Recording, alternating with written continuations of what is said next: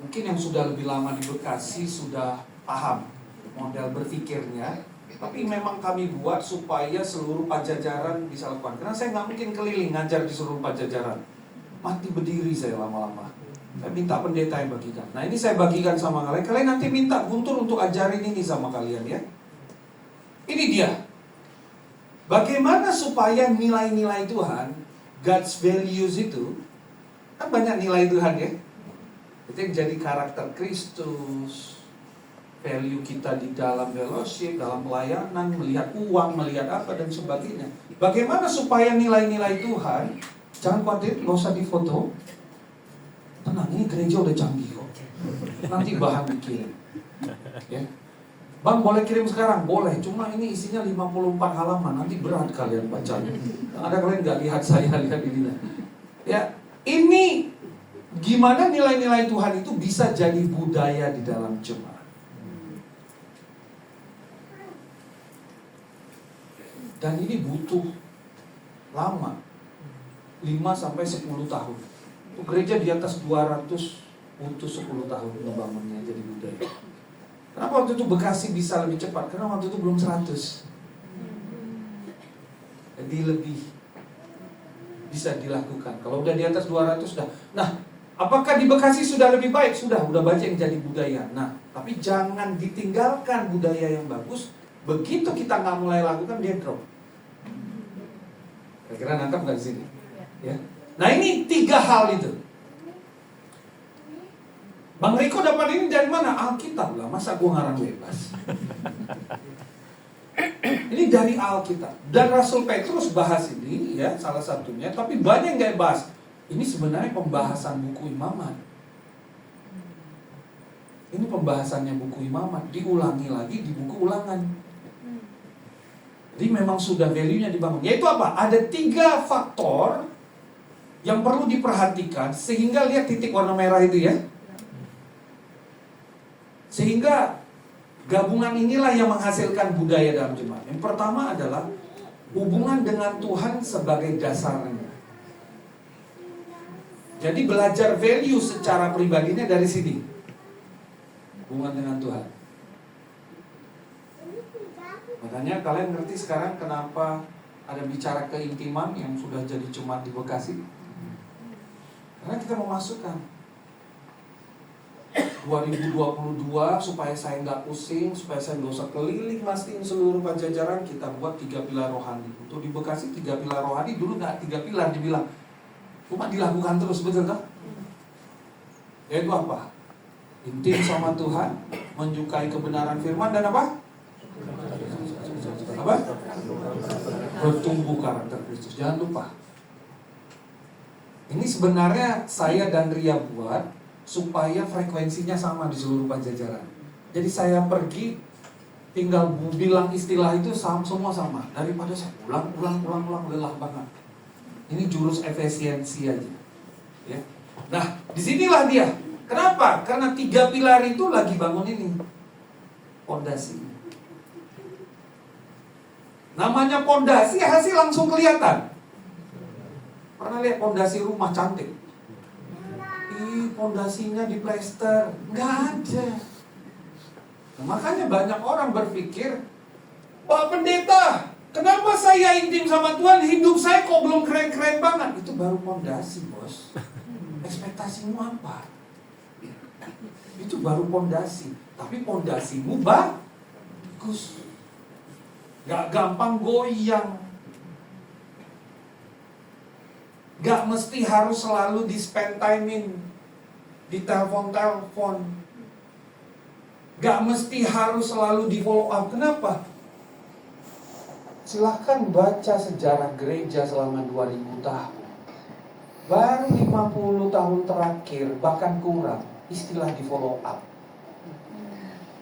Orang-orang Kristen dulu gak banyak di-follow up. Gak ada medsos. Rumahnya antar kampung. Makanya coba kalian lihat, kakek, nenek, opa, oma, opung kalian nggak ada istilahnya. Eda, udah baca Alkitab, Eda? Nggak ada. Karena pada masa lampau benar-benar berusaha dikuatkan di pondasi. Hanya ini penting. Baru bagian keduanya, yaitu apa ini? Justru hubungan kita dengan sama yang hari ini akan saya banyak bahas dengan kalian. Itu adalah tempat praktek nilai-nilai Tuhan. Kita akan bahas di sini. Di dalam jemaat kita sebutnya fellowship. Dengan di luar jemaat kita sebutnya menjadi garam dan terang. Kita praktek nilai-nilai Tuhan di situ. Nah, kenapa sering terjadi? Wah, ini dia kelompok 5 kalian kita. Ada 3, dia lagi nih. Dia lagi.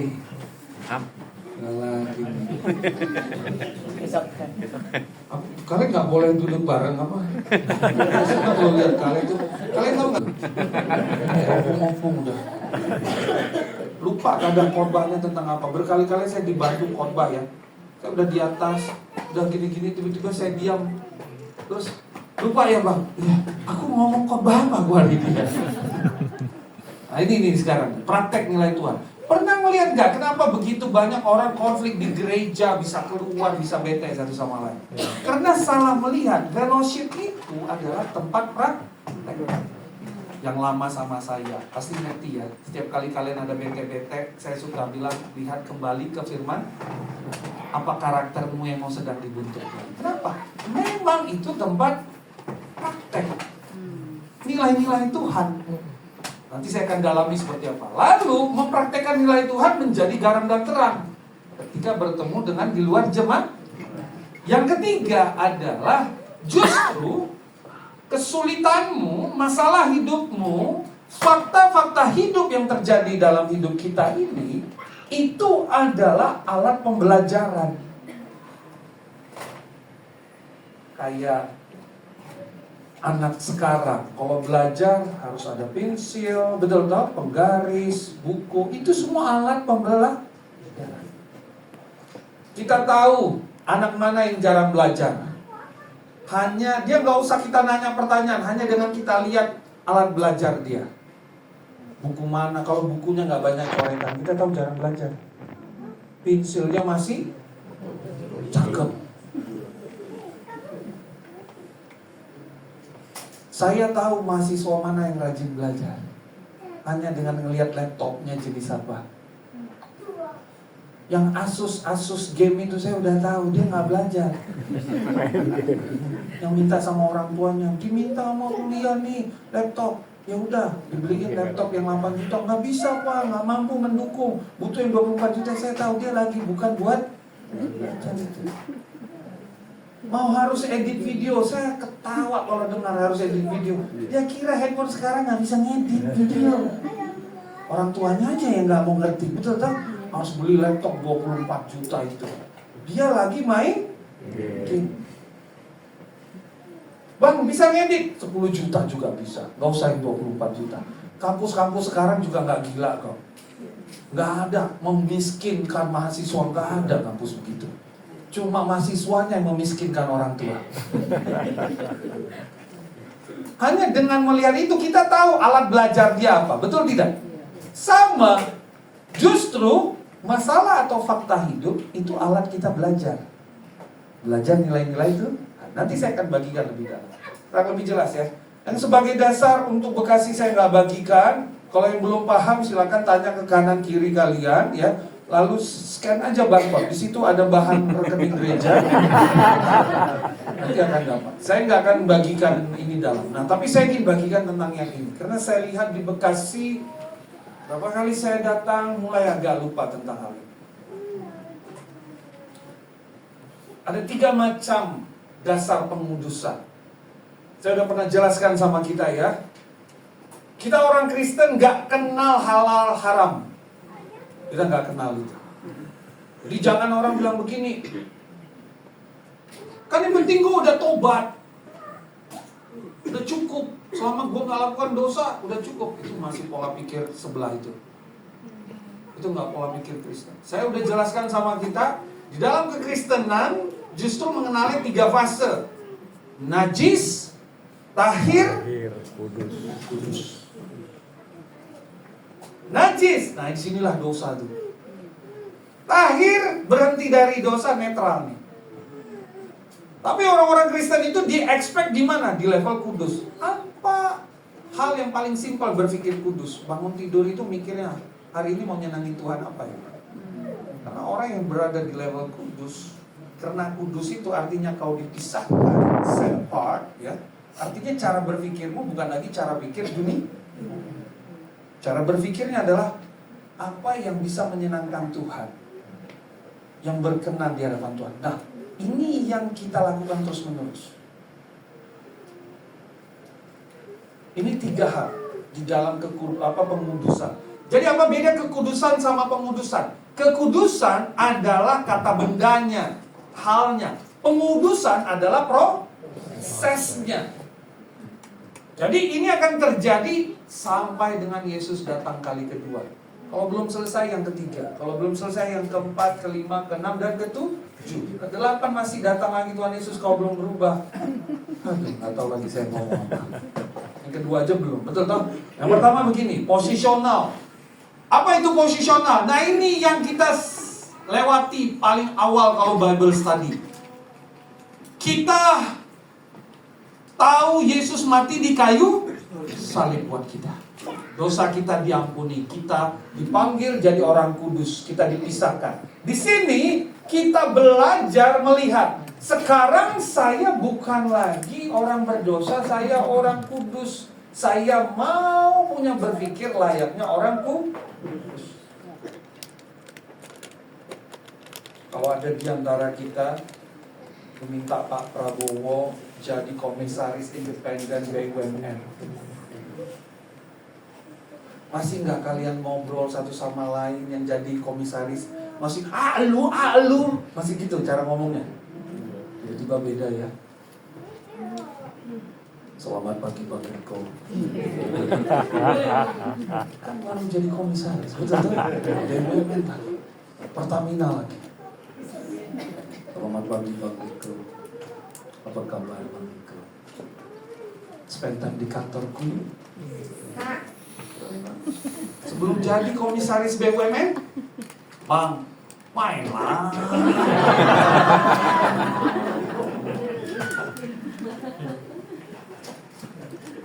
Menurut kalian, apakah dengan gaya gitu dia jadi sombong? Bukan. Kenapa dia jadi berubah begitu, jadi komisaris gaya ngomongnya berubah? Hah? Iya. Dia beradaptasi dengan posisi dia. Murid jadi guru, bisa masuk kelas gitu. Yo, kan enggak. Itu waktu masih pelajar. Begitu dia jadi guru, selamat pagi anak-anak. Indonesia merdeka, merdeka, kurikulum merdeka. Oke. Dia jadi guru. Nah sekarang berapa banyak orang Kristen lupa waktu dia bangun tidur, posisi dia di mana? Ini yang kita nggak boleh lupa. Posisi kita itu di level kudus. Makanya dibilang imamat yang rajani, orang-orang kudus. Dikasih tahu posisinya di mana. Ini sebuah proses Bang. Iya, ingatlah. Saya dulu masih ingat. Di mana? Di depan Taman Anggrek ya. Ada yang nyalip-nyalip saya, anak muda kurang ajar. Saya coba ngalah, masih begini. Saya klakson, dia gak suka. Dia malah gini-gini, gitu-gitu kan. Saya bilang, minggir. Saat saya turun, saya ambil kunci stang. Saya mau keluar, istri saya langsung teriak, "Hei, kamu pendeta!" Oh iya, lupa. Lupa saya. Saya kan kalau gelap mata, apa aja di sekitar saya ambil, saya pukul orang. Dan saya lupa. Untuk istri saya, "Hei, kamu pendeta!" Oh iya, langsung masukin. Selesai. Lupa posisinya pendeta. Mana ada pendeta hajar mobil orang? Mana ada murid Yesus hajar orang sembarangan? Ini kadangkala kita udah diteriakin, udah diingatin orang, "Hei, kamu murid Yesus." Ini bukan lupa lagi, kesurupan. Udah diingatin, kamu tuh murid Yesus. Terus kenapa? Itu namanya kesurupan. udah nggak sadar posisi di mana. Mirip kayak pemain MU, siapa yang muter-muter ini? Coba. Iya, si Anthony. Saya bilang, ngapain lu? Lupa posisi. Lu kira lagi latihan, gini-gini, lagi pertandingan. Makanya saya langsung ganti channel. Kalau lagi latihan nggak apa-apa begini-gini kan, lagi pertandingan kayak begitu. Yang kedua, praktikal. Nah ini berarti udah ngerti lah kalau praktikal ya. Hal-hal yang menyangkut dengan praktek. Nah ini kita praktek terus. Tapi nggak sembarang praktek, ada tujuan. Kemana? Yang mau dicapai apa level kekudusannya? Yang mau bertumbuh apa? Ada tujuannya. Baru yang ketiga, the ultimate. Kedepannya kita gimana? Contohnya, kamu jalani kekudusan, bangun tidur, ingat posisi di mana, praktek setiap hari. Ada tujuan nggak yang mau dicapai? Misalnya, saya ingat dulu, Rio datang ke saya, belum nikah. Kamu mau gimana Rio sama Windy? Mau jadi suaminya. Suami yang gimana? Dia pernah gagal nikah, suaminya busuk tuh. Mau jadi suami yang bertanggung jawab. Gimana? Dia belajar. Kali ini, kan saya mau nangis kali ini. Saya bang, tahu kan buat saya bang sedih. Saya nggak hadir waktu jadi 17 tahun. Rio berjuang, jaga anaknya, jaga istri. Waktu Rio jadi murid, udah ada di depan belum? Jadi suami itu? Belum. Saya cerita masa lalu dikit, gak apa-apa. Lah dulu pengedar narkoba, mainnya dari kafe ke kafe, paling ketemu rakes dulu.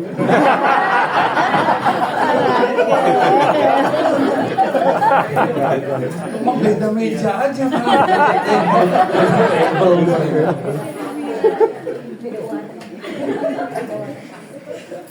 Dia belum bisa lihat dia akan jadi suami, jadi bapak yang baik. Tapi dia berjuang jalani kekudusan. Gampang nggak? Enggak. Itu ultimate. Selain kita ke surga ya, ultimate. Satu waktu dia capai titik ini. Saya masih ingat dia datang. Aduh susah sekali bang, jadi bapak. Kenapa? Anak remaja susah ya. Saya harus gimana sama anak remaja? Saya bilang, ya nasib lah, siapa suruh nggak mulai dari nol.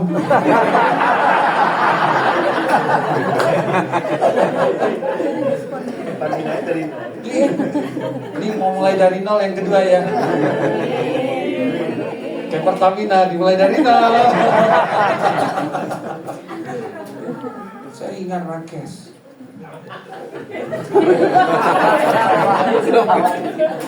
Lah sebelum Bible study mau bunuh brother sister. Karena istri pulang istrinya nggak di rumah, dia aja jalan sama brother sister ke kota Casablanca. Casablanca ya itu. Iya.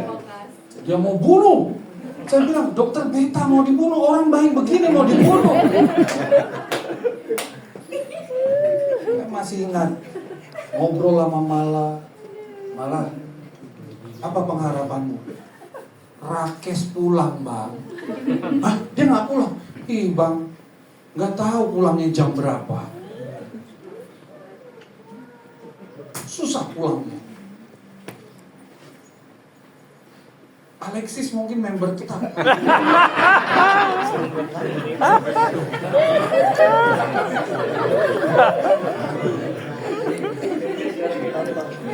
Tapi menarik ya. Rakes datang, bang, apa yang saya harus berubah? Coba bertahan dulu dengan istrimu 1 jam. Ngobrol kek, ngapain kek. Dia belajar. Apalagi bang, ajak jalan istrimu. Tete. Apalagi bang, coba jadwal entertainment kantor dikurangi supaya pulang ke rumah dengan cepat. Ultimate. Dia mau jadi bapak, mau jadi suami yang lebih gak gampang. Tapi dijalani terus. Bagian posisional dan praktikal itu perlu bertahun-tahun sampai akhirnya ke posisi yang lebih baik. Kira-kira nangkep gak di sini? Ini bicara nilai-nilai Tuhan yang mau kita hidupi. Prosesnya begini terus. Nah, kalau kamu sendiri gak punya arah, kamu mau jadi apa, nanti susah menanamkan nilai-nilai Tuhan itu. Tiap kita kan beda-beda challenge-nya, betul tak? Beda-beda nilai Tuhan yang mau kita tumbuhkan, betul tak? Nah, sekarang tinggal tentukan. Nah, sekarang saya lanjut mengenai praktek ini yang saya mau bagi sama kalian. Relasi dengan sesama diberikan kepada seorang Kristen sebagai tempat belajar mempraktekkan nilai-nilai Tuhan. Perspektif yang dipakai dengan sesama di dalam jemaat sebagai fellowship dan di luar jemaat sebagai terang. Ini yang tadi saya sampaikan. Saya nggak perlu jelaskan apa itu fellowship lagi ya. Saya berharap kita sudah paham. Kalaupun masih belum, silakan tanya kanan kiri atau scan barcode di depanmu. Nah, tapi ini yang kita perlu paham. Justru hubungan dengan sesama manusia itu di dalam jemaat, tempat kita praktek nilai-nilai Tuhan yang kita belajar dalam keseharian. Makanya gereja sebagai tempat praktek nilai dalam bentuk fellowship mempertemukan kita dengan orang-orang yang sangat berbeda dengan kita, yang bisa bertolak belakang dengan kita, yang bisa bahkan membuat kita kecewa. Kenapa? Karena ini semua diberikan Tuhan untuk kita praktek. Mau belajar sabar? Biasanya Tuhan kasih apa? Tuhan kasih apa? Tuhan kasih apa? Masalah. Sabar segala dikasih. Dikasih apa?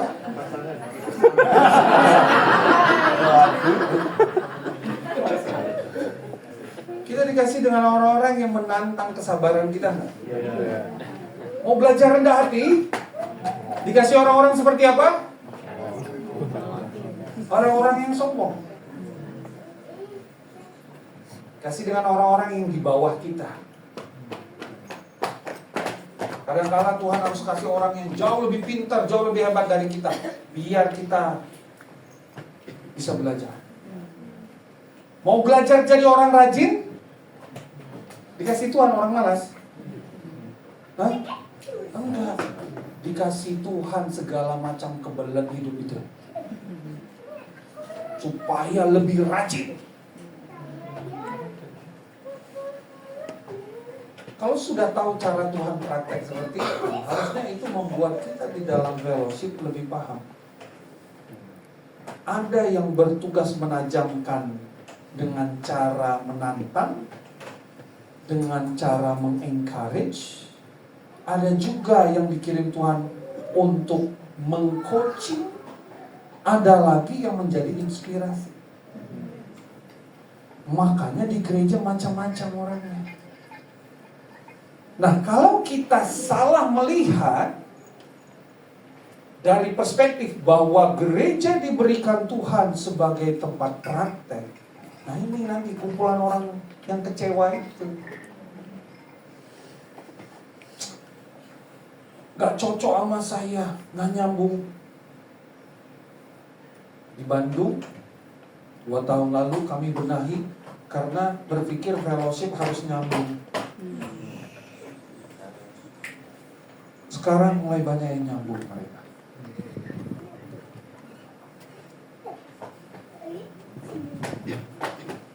Lalu justru hubungan sesama dengan di luar jemaat, kita belajar jadi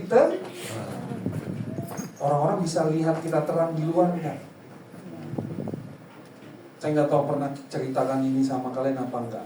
Di Bandung mereka tahu, karena saya bilang jangan sampai begitu lagi. Saya masih ingat undang orang datang ibadah. Habis orangnya datang, baru masuk, langsung balik kanan. Karena ada anggota jemaat yang nipu dia di bisnis.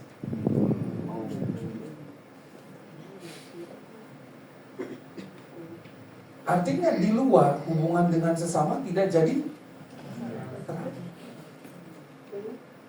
Kira orang datang, oh saya tahu. Oh itu anggota jemaat Bapak. Oh, kalau dia kayak gitu gimana nanti? Orang jadi mikir. Nah ini sekarang kita akan lihat ya. Ini ayatnya. Kau telah mencucikan dirimu dengan oleh ketaatan kepada kebenaran, sehingga kau dapat mengamalkan kasih persaudaraan yang tulus ikhlas, hendaklah kau mengasihi dengan sungguh-sungguh. Perhatikan baik-baik. Justru kalau kita mau bisa punya fellowship yang sejati, pastikan yang warna merah apa yang harus kita lakukan terlebih dahulu? Menyucikan diri. Kenapa kalau ada konflik susah gabung lagi? Karena lupa nyucikan diri. Kenapa kita jadi nggak nyaman dia satu sama lain? Karena lupa nyucikan diri. Bang, apa itu suci? Janganlah lanjutin lagi pertanyaan itu. Ini aja sih. Kalau kita mau supaya fellowship berjalan, make sure terlebih dahulu menyucikan diri. Saya masih ingat ada yang bete sama saya. Oh, marah dia ngadu kemana-mana. Sampai Fani yang ngomong sama Ria. Saya bilang, lebay sekali. Karena saya bimbing dia dengan cukup tegas. Karena saya udah 2 tahun ngajar pengampunan. Tiap kali ditanya, oh iya ini bagus dan sebagainya. Tapi gak beres-beres mengampuninya. Saya masih ingat Natal. Saya bilang sama dia, kamu cuma enggak lah maksudnya. Saya peluk dia. I'm so sorry kalau kamu ngerasa sesuatu. You know what? Ria and me love you so much. Apa yang terjadi? Habis itu dia cerita kemana-mana. Belum pernah dia diperlakukan seperti itu. Lalu ada orang yang bertanya sama saya, Bang, kok gampang abang minta maaf? Pejabat aja gampang minta maaf, masa saya?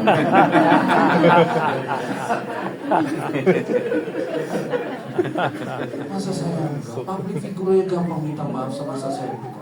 Siapa kita? Kita lebih dari public figure dan pejabat.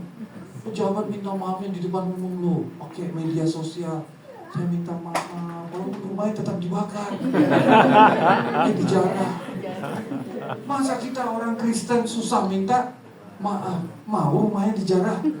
Kan enggak gitu. Jadi bicara tentang menyucikan hati, menyucikan diri, menyucikan pikiran. Dengan cara apa? Berusaha taat kepada. Do not follow your heart, do not follow your mind. Follow God. Bang, gak gampang. Bukan, Roh Kudus gak kamu pakai.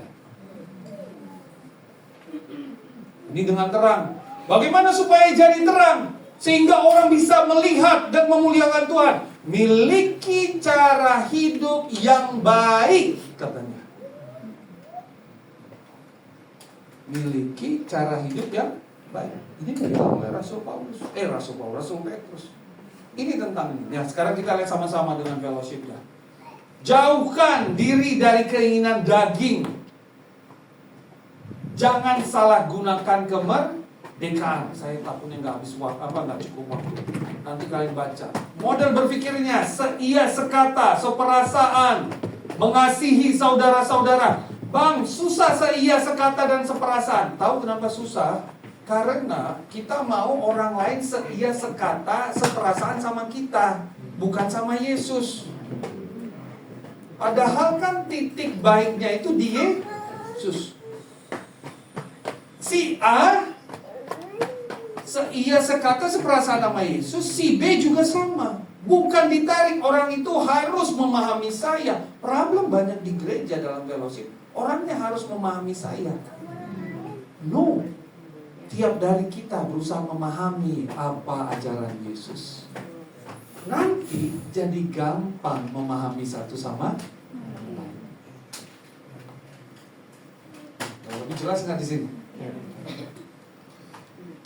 Nih, Kenapa?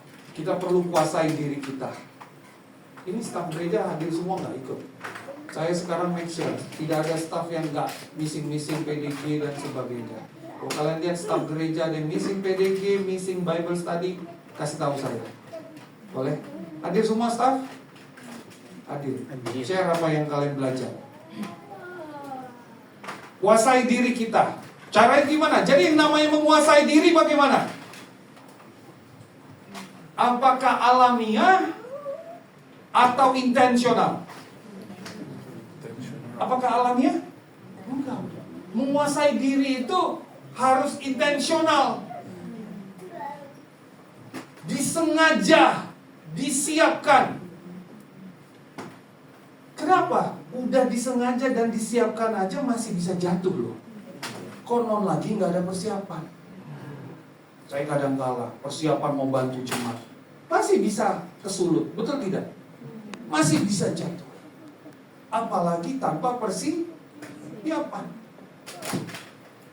Justru perlu persiapan, yes. Kuasai diri. Saya mau ketemu brothers sisters. Waktunya untuk praktek nilai-nilai Tuhan. Saya bersyukur saya ke Bandung. Kenapa? Orang Bandung ngajarin saya soal jangan cepat-cepat jedar-jedar. Karena sama orang Bandung semua harus kalem, santai. Di Bekasi ini kan berangasan ya. Semua harus cepat karena mungkin suhunya panas. Kan di sini daerah bukan petrodolar. Di sini kan daerah yuan, rupiah dan dolar. Cuan is my option. Betul toh? Makanya semua perlu gitu. Saya datang ke Bandung ya, saya harus tahan diri gigi 1, gigi 2, gigi 3, turun lagi gigi 1. Niatnya mau gigi 5, entar dulu jangan. Tahu nggak? Itu membantu saya. Kenapa? Di awal-awal saya harus belajar menguasai diri. Tanya, setiap kali mau ketemu saya harus doa, saya harus prepare. Nanti ngomongnya gimana? Halo. Gak ada datang tanpa persiapan. Mau ketemu siapa? Halo. Mau pembimbingan, mau ngasih tahu tema yang sangat sensitif. Gimana cara ngomong? Dipersiapkan dirinya dengan baik. Mau ketemu orang dan sebagainya. Kenapa?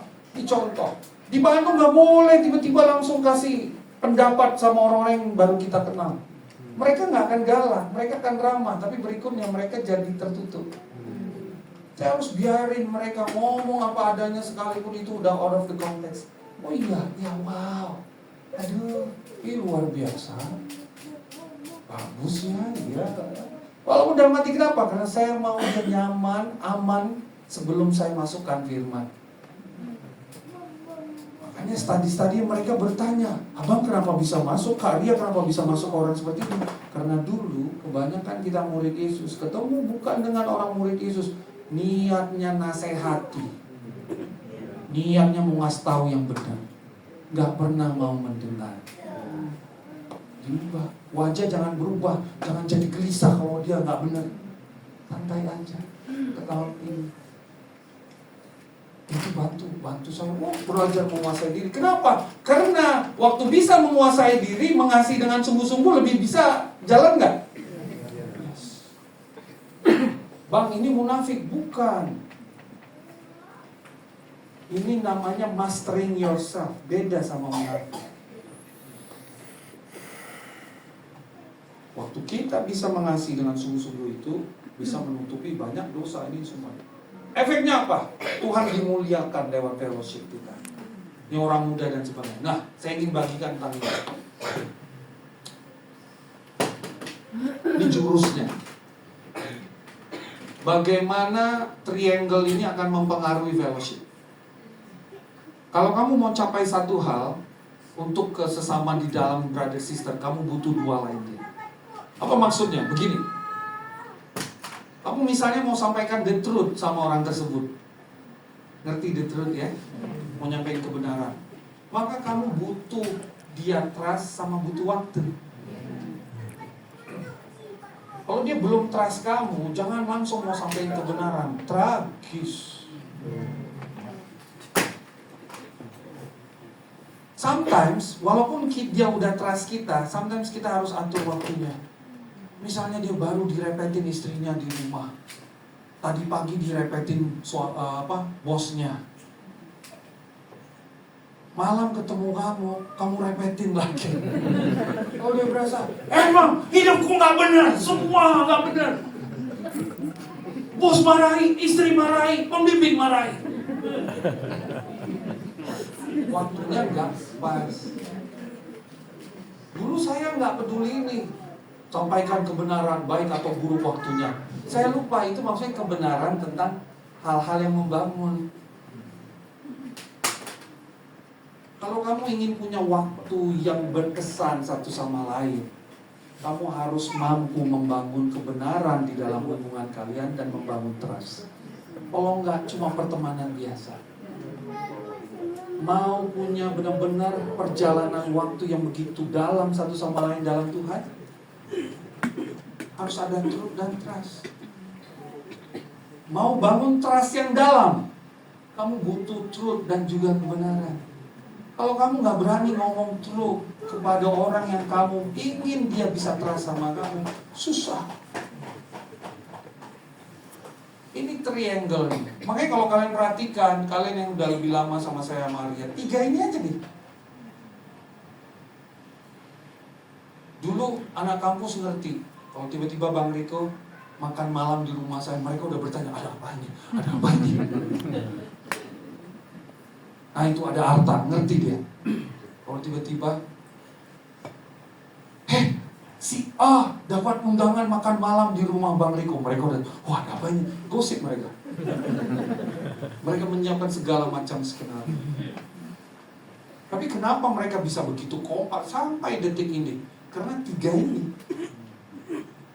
triangle ini. Kalau kalian ingin bangun fellowship yang sejati, miliki 3 ini. Bangun budaya truth-nya, bangun trust-nya, bangun time-nya, maka kalian bisa membangun. So, saat ini apa perspektif kamu tentang fellowship? Sekedar dekat, sekedar itu, dan sebagainya. Sebelum masuk praktek, saya ada yang mau ditambahkan?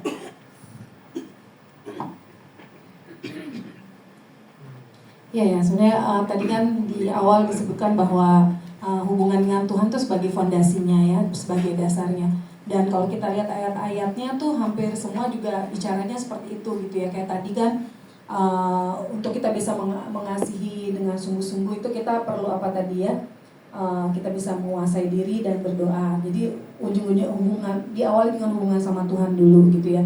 Lalu yang sebelumnya karena kita udah menyucikan diri dengan obeying ketaatan akan kebenaran gitu atau firman, baru kita bisa mempraktekkan ini ya. Jadi memang betul ya, pada akhirnya adalah yang terutama bagaimana hubungan kita sama Tuhan, bagaimana kita melihat firman Tuhan sebagai absolut ya, truth gitu ya, sebagai otoritas tertinggi ya yang kita mau obey, sehingga ya kita lakukan itu semua ya karena kita mau menyenangkan hati Tuhan, kita mau obey sama Tuhan, kita mau betul-betul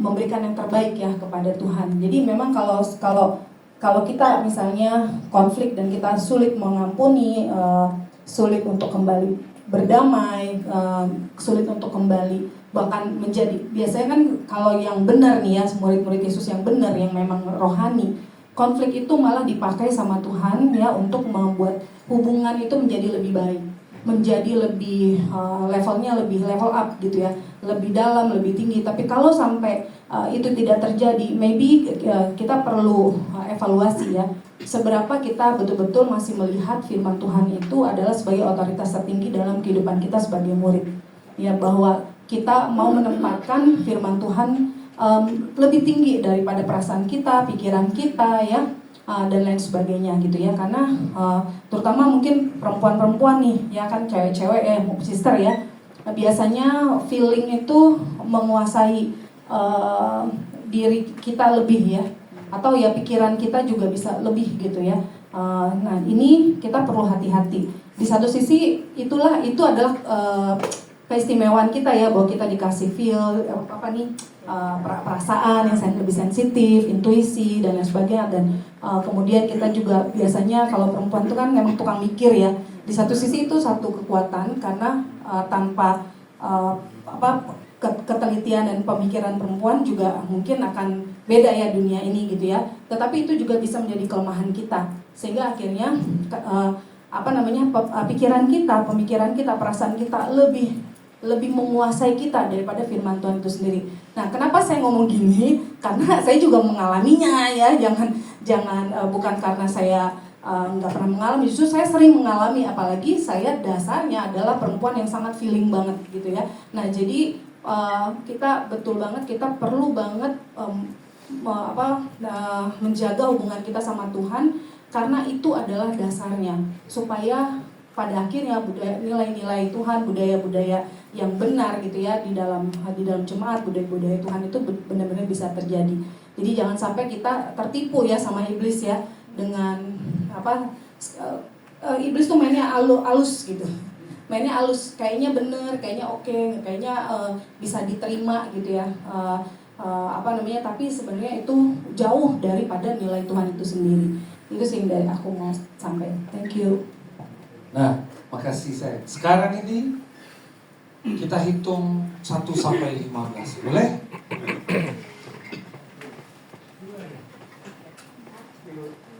7, 9, 12, 13, 14, 15, 1, 2, 3.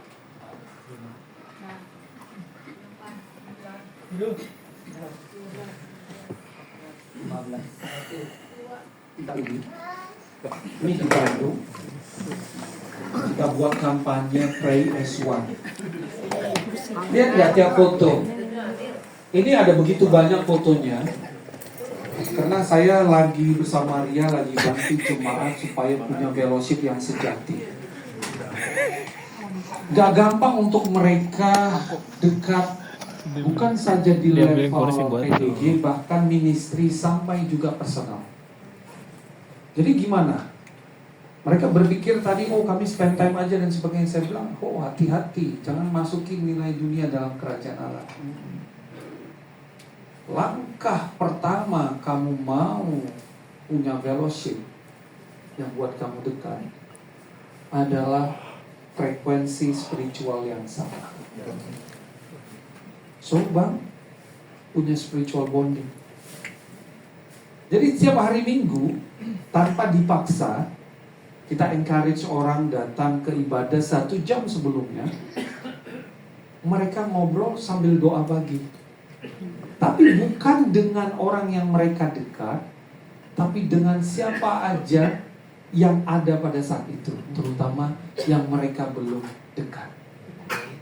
Makanya coba lihat, beda gender, beda ministry, semua dekat. Di dalam foto ini saya nggak mau tunjuk yang mana, nanti kalian ke Bandung kalian cari, oh kamu yang lemah itu yang diceritain. bukan baik. Jadi di foto ini ada yang lemah rohani. Entah apa yang menggerakkan hatinya, dia datang dan dia tertarik ngobrol, lalu mereka berdoa. Lihat anaknya Arbin Samsia. Dan ya, saya bangga ya, Arbin Samsia anak kalian. Mana Samsia tadi ada? Oh itu, saya bangga ya.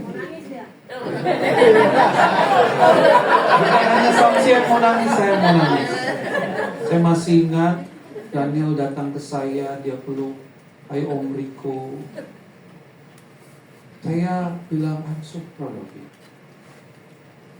Dia baru pindah ke Bandung, tapi dia memutuskan. Yang kenal Daniel dari kecil siapa? Menurut kalian dia seorang yang girang gembira dan kemana-mana? Enggak ya, dia pemalu, betul kan? Mirip kayak mamanya kan?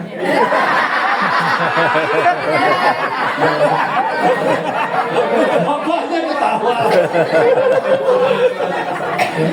Tapi saya hargai Daniel. Hampir tiap Pray as One, Daniel datang. Itu gak ada yang satu ministry yang sama dia itu. Itu nggak ada yang satu ministry sama dia. Layan single. Duduk. Siapa yang lagi kosong? Ada yang bilang, Bang dibuat program. Kalau gitu kapan gereja ini dewasa? Saya bilang, apa-apa diprogramin. Saya nggak mau, saya udah lama ninggalin konsep begituan. Saya mau bangun gereja sehat. Yang hatinya nggak tergerak, kita bimbing. Tetap mau terbimbing, resiko ditanggung sendiri. Kan simpel-simpel itu. Apa yang terjadi ya? Saya bersyukur. Mereka ini datang. Saya bilang siapa aja datang. Baru kalian boleh buat janji, boleh. Kalaupun nggak buat janji, boleh. Kalian datang lihat siapa yang kosong, langsung ke situ. Ngobrol. Saya bilang kalau kalian ingin belajar fellowship, spend time lah dengan orang yang kalian tidak nyaman. Jangan spend time dengan orang yang nyaman. Itu belajar friendship. Gak dosa, ini gak ada nggak dosanya. Tapi kalau kamu ingin belajar fellowship, spend time lah dengan orang-orang yang kamu tidak nyaman. Gak nyaman tuh banyak macam ya. Karena belum dekat, atau pernah konflik, atau pernah apa dan sebagainya. Orang-orang yang saya mungkin punya pandangan negatif, saya cenderung ajak spend time. Kenapa? Bisa jadi saya salah berpikir tentang orang itu. Bukan saya omongin di belakang, bukan ku tandai kau ya, ku tandai jalan. Dia ada fellowship, dia ada spend time, ngobrol. Tetapi jurus masuknya melalui menyamakan frekuensi spiritual. Itu fellowship. So apa Bang maksudnya dengan yang dilakukan? Ini kalian tadi random. Coba atur. Jangan suami orang ketemu spend time sama istri orang, gak gitu juga ya. Atur pasangan dengan orang yang di dalam grup ini spend. Hari Minggu ini kita spend time. Dan spend time yang ngapain? Coba bangun frekuensi spiritual yang sama. Doa bareng, saat teduh bareng. Itu akan lebih positif. Yang kedua, nggak apa-apa kalian di sini aja sampai poin 2-nya habis ya. Nih, bagaimana dengan non-jemaat? Perhatikan baik-baik, kita jadi terang. Tunduk sama lembaga manusia, sama siapa aja pemerintah gitu. Kenapa? Karena ini kehendak Tuhan. Dengan cara ini kita bungkam kepicikan. Lihat lagi, hamba-hamba tunduk sama bosmu. Bahkan yang bengis sekalipun. Nah, saya mau ngomong nih untuk kita supaya jadi garam dan terang. Kurangi ngeluh sama bos. Kamu itu kerja apa mau fellowship di kantor? Mau ngapain? Kerja. Tujuanmu kerja di situ cari apa? Ya udah, itu aja prioritas pertama. Kalau tempat kerjamu bisa dapat duit, bosnya baik, lingkungannya bagus, tunjangannya banyak, anggaplah itu surga. Selama gajimu bagus, selama kau dapat sesuatu, gak usah ngeluh. Jadi gimana Bang? Tapi aku gak nyaman. Diam-diam pindah kerja, kan sesimpel itu. Itu cara jadi terang. Jangan malah ngeluh sana, ngeluh sini, ngeluh sana, ngeluh sini. Gak jadi terang. Ini beda nilai Tuhan sama nilai dunia. Bang, bagaimana kalau benar-benar sangat gak nyaman? Cari tempat yang lebih baik, cari opportunity yang lebih baik tanpa harus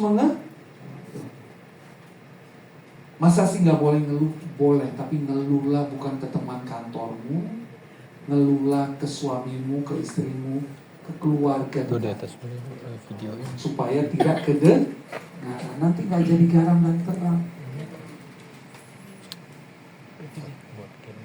Ngeluh ke tempat yang seharusnya. Ini akan membuat kita jadi terang. Kira-kira jelas nggak? Nih, kuduskan Kristus dalam hatimu, ya. Kenapa? Siap sedia untuk memberi pertanggungjawab. Akan ada orang-orang yang nggak suka dengan nilai-nilai kita, nggak apa-apa. Waktu kita kuduskan, nanti perhatikan ya. Justru mereka akan respect dengan kita. Karena waktu mereka memfitnah kita, mereka menjadi malu. Kok bisa? Karena yang kita lakukan mempertanggungjawabkan itu tetap lemah lembut, hormat, hati yang murni. Hati yang murni. Abang nggak ngerti perasaannya, mau yang mana? Kalian udah tahu lah cerita, saya udah pernah korbankan. 3 bulan saya kru syuting, nggak pernah dipanggil nama, cuma dipanggil anjing, babi, bangsat. Cuma 3 itu nama saya. Tapi bersyukur karakter kebangun. Saya masih ingat istri saya, kalau saya lagi bantu Warna, dia bilang, kamu ya, kalau sama klien manis banget mulutnya. Saya bilang, rupiah, dolar, yuan. Kalau gue gak suka, gue naikin harganya. Dia tetap mampu bayar, amin, puji Tuhan. Habis itu gue gak usah lanjut lagi sama dia. Gak usah dibuat ribet, masukin nilai Tuhan aja. Tapi bisa ngeluh, bisa ke suami, ke istri, ke keluarga terdekat. Jangan ke teman kantor. Ingat, dinding punya nanti mereka bilang, oh itu anggota jemaat sana ya. Sama aja kelakuannya. Ngeluh-ngeluh juga. Gak jadi jalan. Apa jadinya jika seorang Kristen tidak melihat bahwa relasinya dengan sesama, baik di dalam jatuh ataupun di luar jemaat sebagai tempat praktek nilai Tuhan? Apa jadinya? Fellowship bukan tempat praktek, dengan non-jemaat nggak jadi tempat praktek. Apa jadinya? Ya seperti saya bilang tadi, gereja nggak jadi terang di tengah masyarakat. Bang, kadangkala susah di dalam fellowship, kadangkala susah untuk bangun persahabatan di luar sana untuk jadi garam dan terang. Saya paham. Ini memang udah benar kok. Secara psikologi, ketika kita umur 40, kita udah gak berasa butuh teman. Betul toh? Teman kita makin dikit. Tapi bukan berarti gak jadi garam. Bukan berarti gak jadi terang. Dengan usia saya seperti sekarang, saya tuh udah gak butuh banyak teman lagi. Tapi tetap berusaha jadi garam dan terang. Nah, yuk lanjut lagi diskusinya. Soal garam dan terang. Oh, kamu mau nambahin dulu yang saya. Ya betul ya, maksudnya tadi kan fellowship itu mempraktekkan nilai-nilai Tuhan di dalam jemaat ya. Nah lalu aku mau share sedikit aja tentang menjadi terang ya. Betul banget ya, kita perlu bisa memberikan pertanggungjawaban ya kepada lingkungan kita ya tentang apa yang menjadi keyakinan kita ya. Mungkin kalian cuma tahu ya, aku juga masih nyanyi sama Warna, dan dunia entertainment itu dunia yang berbeda banget ya sama dunia kemuritan, kependetaan ini ya, beda banget gitu ya. Tapi semampu, maksudnya saya selalu berusaha untuk mempraktekkan nilai-nilai Tuhan, meskipun mungkin seringkali terlihat aneh, terlihat kok bisa, kok begini ya, maksudnya bahkan dalam hal-hal kecil aja saja pun gitu ya, misalnya bercandaan apa segala macam gitu ya, ya aku punya nilaiku sendiri gitu, dan mereka bisa melihat itu gitu ya. Dalam banyak hal mereka, mungkin aku nggak ngomongin tentang Tuhan, tentang ayat, tentang apa gitu ya, tapi mereka bisa lihat dari hal-hal yang mungkin yang kecil-kecil aja gitu. Baru-baru ini kan saya sama Nina, kemudian ada teman-teman di Warna ya, kami dipercaya untuk menjadi juri salah satu lomba yang cukup inilah ya, tingkat nasional gitu ya, yang dibuat oleh Kemendikbud kayak gitu. Nah itu kan intens ya, jadi bisa seminggu gitu ya, kami menjuri gitu ya, anak-anak dari seluruh Indonesia gitu ya, dan disitulah saya banyak ngobrol sama teman-teman saya gitu, dan disitu saya ngomong biasa aja, tapi ngomong yang sebenarnya itu adalah value tentang Tuhan kayak gitu ya.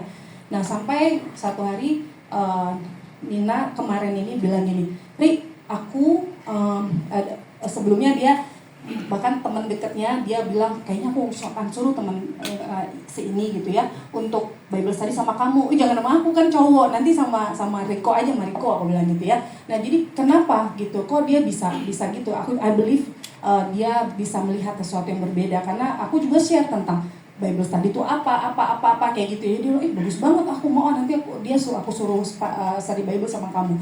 Nah kemarin dia suka ikut meditasi gitu ya, Nina gitu ya. Nah lalu dia bilang, lihat ada temanku nih, dia Kristen katanya gitu ya. Terus aku udah bilang, kamu tuh kayaknya harus dekat juga sama Tuhan, jangan cuma meditasi gitu ya. Aku udah bilang nanti Bible study sama kamu Ria, nanti kamu ingin ya gitu ya. Gimana, rumahnya di mana? Di Jakarta. Oh jangan sama aku, nanti ada yang di Jakarta. Nggak apa-apa, kasih aja nomor aku. Nah jadi maksudnya mungkin nggak seperti kayak langsung gitu ya, tapi terus kalau kita terus ya konsisten, kita maksudnya kita terus ya lakukan, meskipun tidak mudah ya untuk menjadi terang di antara kegelapan gitu ya, tapi pelan tapi pasti mereka akan bisa melihat. Jadi saya merasa pergunakan kesempatan ya. Saya ingat waktu 2023 yang aku konser, bapakku sakit gitu ya, dan keliling-keliling Jawa Barat itu kan melelahkan banget gitu ya. Mereka sampai bilang, kok lu bisa sih Ria, lu sabar ngadepin bapak, maksudnya ini kok nggak marah-marah, nggak apa gitu ya. Dan mereka melihat gitu, mereka melihat perbedaan kita. Jadi aku mau encourage kita ya, di tempat kerja dimanapun kita berada, terus gitu ya menjadi terang gitu ya, supaya mereka bisa melihat Kristus, dan pada akhirnya mereka juga bisa terinspirasi ya. Bahkan Nina ini kan muslim ya, tapi dia sampai bisa, maksudnya bisa melihat itu, dan dia mau teman-teman dekatnya bisa mengenal Tuhan kayak gitu. Nah jadi semangat untuk kita ya, dimanapun kita berada, untuk menjadi terang, mempraktekkan nilai-nilai Tuhan. Ya. Nah, nanti saya beritahu arahnya kemana tentang jadi terang ini buat Merit Bekasi, termasuk Jemaat Bekasi. Yuk sekarang kalian diskusikan ini.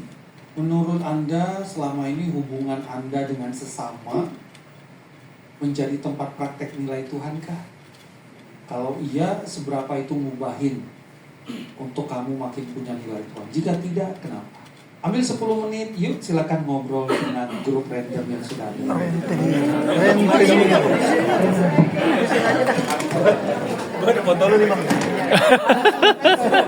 Solusinya, menurut Anda pribadi, apa yang bisa bantu Anda bertumbuh hubungan sesama sebagai tempat praktek nilai Tuhan? Jadi dari diri sendiri nih.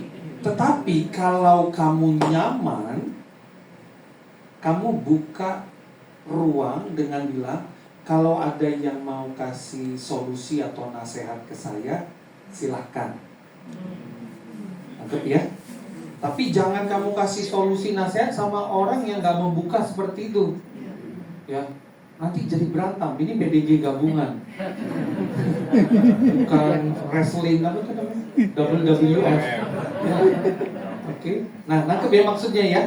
Nah, jadi kalau kalian yang merasa, aku kayaknya butuh solusi dari yang lain boleh berikan solusi. Tapi waktu dia kasih solusi, jangan bela diri, terima aja. Soal dilakukan apa enggak kan itu urusan kita masing-masing, betul toh? Ya. Dan ini nggak membuat kamu jadi orang bebal kok. Namanya orang kasih masukan kan kita tampung dan kita pertimbangkan. Seperti 17/8 kemarin ditampung, dipertimbangkan dan tidak dilakukan. Ya.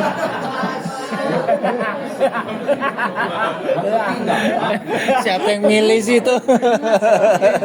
Sip ya. Yuk silakan 10. Debat itu kan. Saya langsung silahkan. Saya nggak tahu.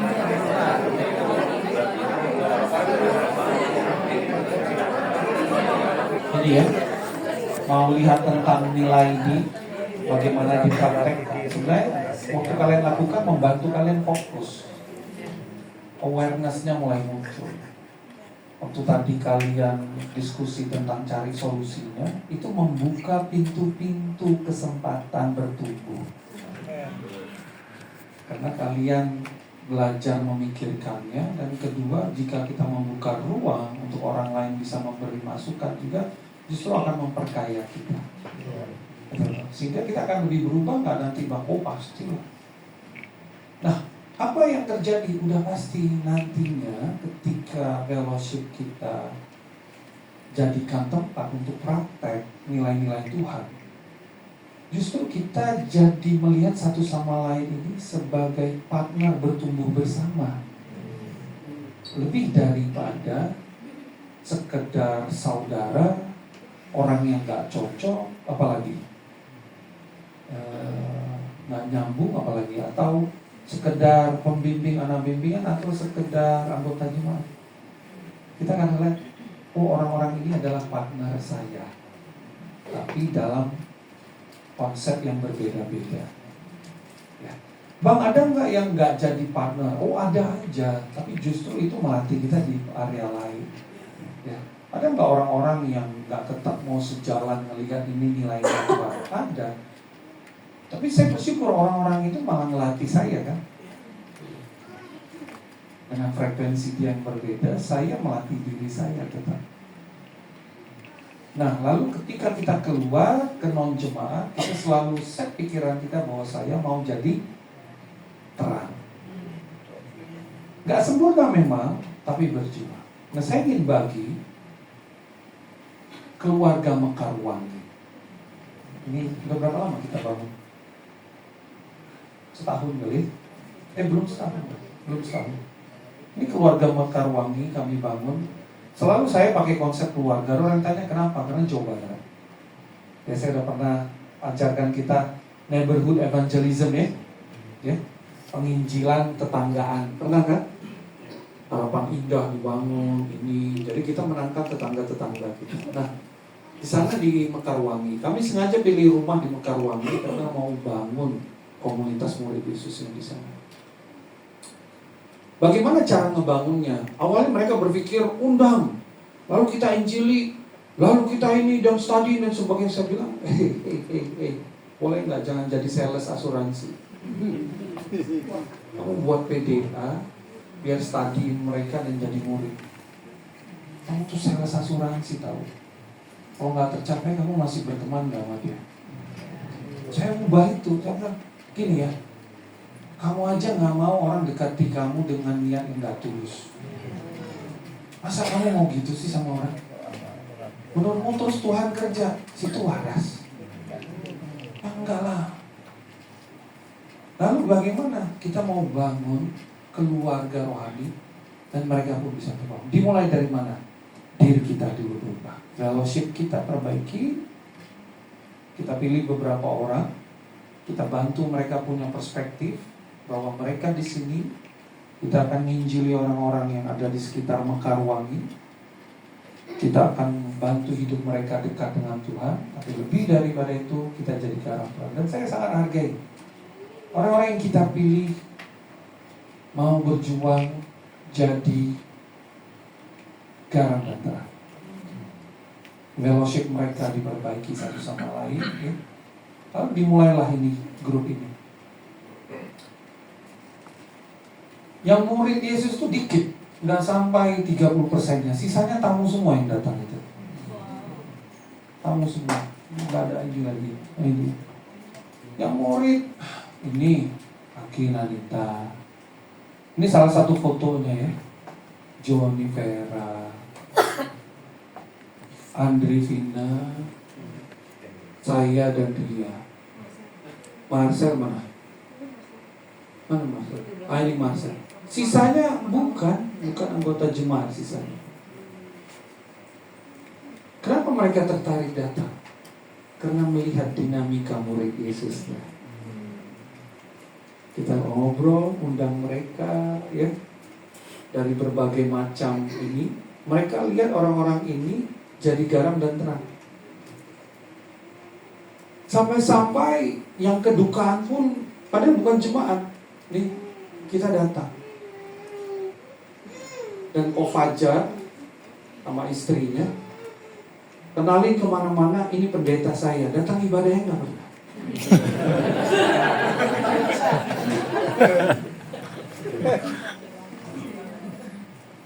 Beliau ini Ko Fajar ini majelis Okim Tong mana? Tununggal. Ini majelis nih. Ini majelis dari 3 gereja berbeda. Ikut semua di keluarga Mekarwangi. Nanya nasihat, pandangan hidup. Mereka bilang belum ada persekutuan doa yang bangun nilai rohani sampai ke level keluarga seperti ini Pak Riko. Kaminya sempurna? Enggak lah. Ini Ko Yanto juga, ini Profesor Yanto nih. Dia profesor di New York, pilih pensiun balik lagi ke Bandung. Warga negara Amerika sekarang. Saya tanya nggak mau pindah lagi KTP Indonesia. Dia hanya ketawa. Dia ikut di keluarga Harmoni ini juga. Keluarga Mekarwang ini. Ya.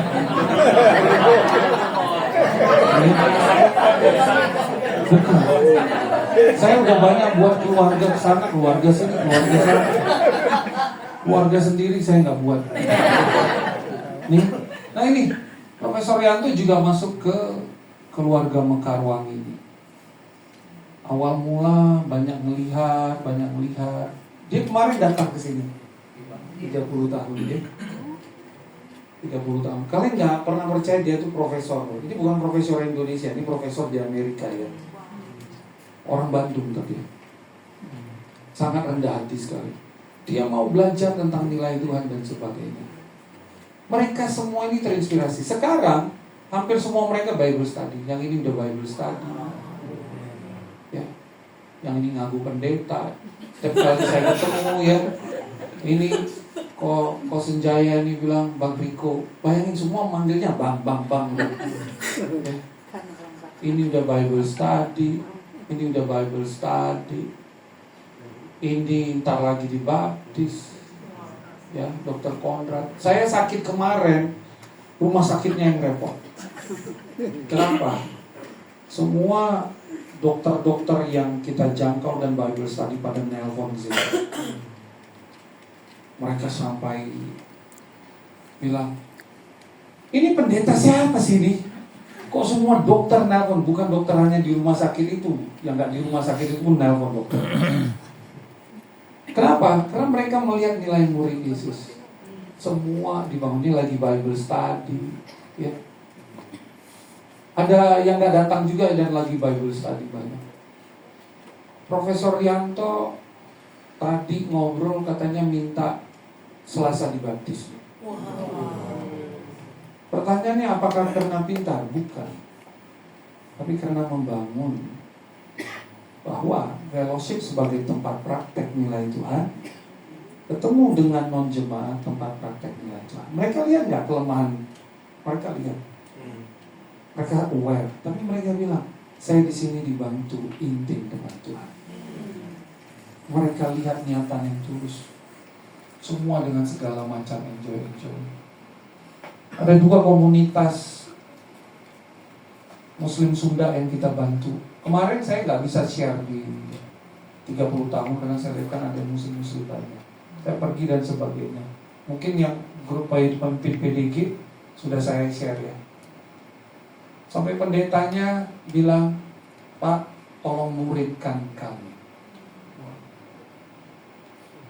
Saya melihat nilai yang benar, saya bilang begini, bukan Korea loh, jangan salah.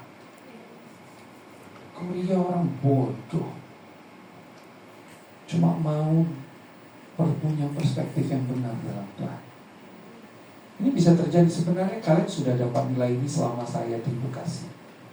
Ini aja yang harus dipraktikkan. Kalian kerja sama, bangun. Bang, mereka dari satu PDG enggak ini? Enggak, ini semua beda-beda PDG-nya. Ini PDG haram, ini PDG haram, ini PDG haram. Beda semua PDG mereka. Kak Uning yang baru jadi murid juga nih, beda lagi.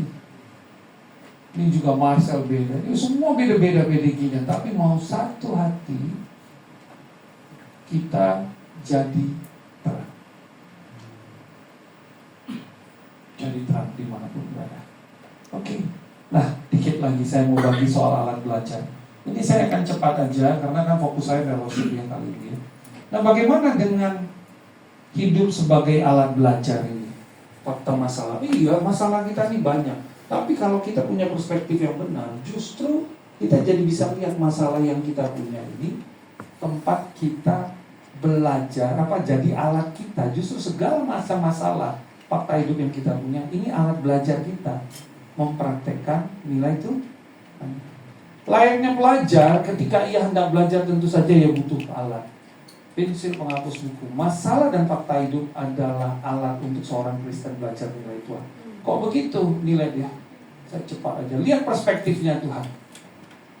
Justru dengan segala masalah yang kita hadapi, kita berpikir mempersenjatai diri kita dengan menggunakan waktu kita tidak menurut keinginan kita, tapi menurut keinginan Tuhan. Tahu nggak, masalah yang diberikan Tuhan dalam hidup kita itu mengungkapkan banyak hal. Satu, sudah seberapa dalam nilai kita tentang Tuhan, nilai-nilai Tuhan itu. Kedua, seberapa kita juga sudah memahami nilai Tuhan itu. Yang ketiga, itu jadi alat pemurnian. Justru masalah yang kita hadapi, apapun itu, ini alatnya Tuhan untuk kita makin belajar lagi. Ada masalahmu finansial, mungkin itu alatnya Tuhan untuk reveal apa isumu, nilai-nilai Tuhan yang kau harus belajar. Ada masalahmu rumah tangga, itu alatnya Tuhan untuk reveal, untuk mengungkapkan. Mungkin ada isu tentang nilai-nilai Tuhan di dalam parentingmu, marriage life. Itu cara Tuhan mengungkapkan. Jangan frustasi, itu alat belajar, jadi indikatornya. Tapi di sisi lain, dia juga jadi alat untuk menajamkan. Kalau kita nggak punya pemikiran itu, kita ikuti keinginan manusia kita.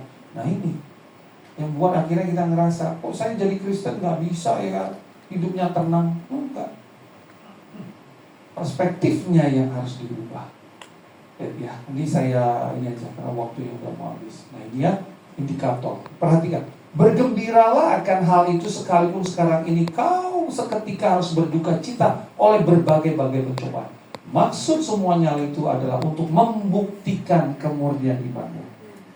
Sudah sampai mana kita? Perhatikan, lihat cara Tuhan. Yang dihakimi pertama siapa? Perhatikan. Karena sekarang telah tiba saatnya penghakiman dimulai, dan pada rumah Allah sendiri yang harus pertama-tama siapa yang pertama-tama dievaluasi? Murid Yesus. Bukan orang di luar loh. Yang dievaluasi soal nilai Tuhan itu kita dulu. Siap nggak kita dievaluasi? Zaman sekolah pernah ujian? Gunanya buat apa ujian? Evaluasi kan? Seberapa pahamnya kita kan? Masalah fakta hidup kita, mau yang salah dari kita ataupun dari orang lain, ini juga jadi alat selain pemurnian, alat evaluasi diri. Kita sudah sampai mana? So, kalau udah seperti itu bagaimana? Perhatikan baik-baik. Justru masalah hidup yang kita punya, fakta hidup yang kita punya, jangan membuat kita jadi berdosa. Dapatkah disebut pujian jika engkau menderita pukulan karena berbuat dosa? Tapi jika engkau berbuat baik dan karena itu harus menderita, itu adalah kasih karunia. Untuk itulah kau dipanggil, karena Kristus telah menderita dan kau telah meninggalkan teladan bagimu supaya engkau mengikuti jejaknya. Coba lihat, kesulitan dan masalah dalam hidup saya lebih banyak karena kebebalan saya atau karena saya belajar nilai hidup Tuhan? Coba, ini gak usah kalian diskusikan yang gimana, nanti jadi berantem kalian. Ya, duduk, perhatikan hidup kalian. Coba lihat, masalah dalam hidup saya, fakta-fakta dalam hidup saya ini karena kebebalan saya gak mau ikuti nilai Tuhan, atau saya sedang belajar menghidupi nilai Tuhan. Kalau karena kebebalan, saran saya bertobat, betul toh? Tapi karena saya berusaha menghidupi nilai Tuhan, kau harus bilang sama dirimu, I'm so proud of you. Kau diizinkan Tuhan, wahai diriku, melewati bagian ini untuk naik kelas.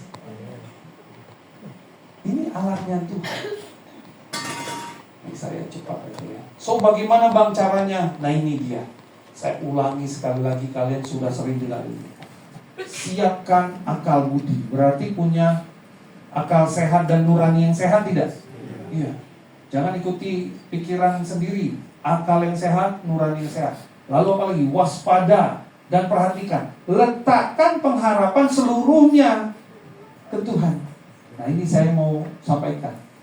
Apa kadangkala masalah kita dengan segala macam fakta dan masalah kehidupan yang buat kita gampang goyang, jadi nggak mau dengerin Tuhan. Permasalahannya, pengharapan kita nggak seluruhnya ke Tuhan. Mungkin cuma 25%, 35%, yang lain kita taruh tempat lain. Makanya kita ragu, makanya kita goyang. Mau ikuti rencana Tuhan enggak ya? Kita goyang. Tapi kalau kita taruh pengharapan sepenuhnya ke Tuhan, kita tahu kita akan gerak ke sana. Enggak ada backup plan. Enggak ada ikuti cara berpikir sendiri. Enggak ikuti hawa nafsu. Jadilah sama seperti bayi. Buang segala kejahatan, buang segala model berpikir yang enggak dari Tuhan itu. Dengan cara berpikir seperti bayi yang ingin firman Tuhan yang murni dan itu yang mau dihidupi, itu yang buat kita bertumbuh. One of the biggest problem, kita buat alasan untuk tidak ikuti nilai Tuhan. Ini gak usah ya, nanti karena waktu udah mau habis. Sudah selesai. Itu, saya gak mau tambah. Nanti kalian bisa lakukan ini dalam grup kalian. Bahannya sudah saya kirim ke Komite Merit. Silakan dibagikan. So apa yang saya mau sampaikan di sini? Saya mau fokus pada fellowship-nya tadi ya. Tetapi ada bagian yang lain saya berharap kita punya. Mana tadi bahannya saya? Ya. Ini yang saya sampaikan di awal tadi.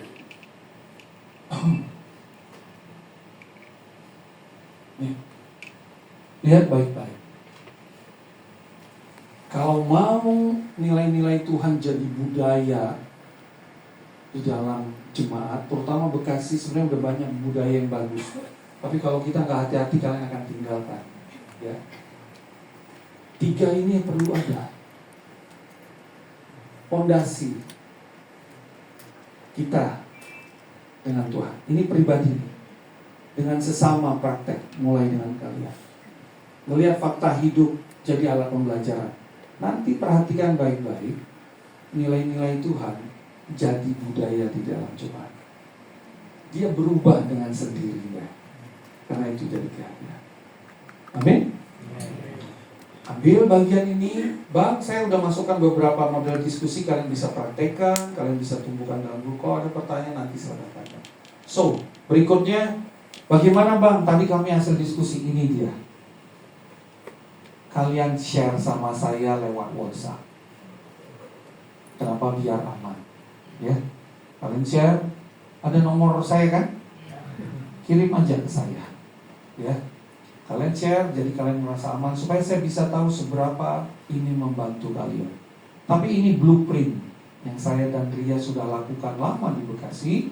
Tapi sekarang kami sengaja buat simple begini. Tujuannya supaya kami nggak usah bolak-balik ke seluruh Pajajaran. Semua punya frekuensi yang sama.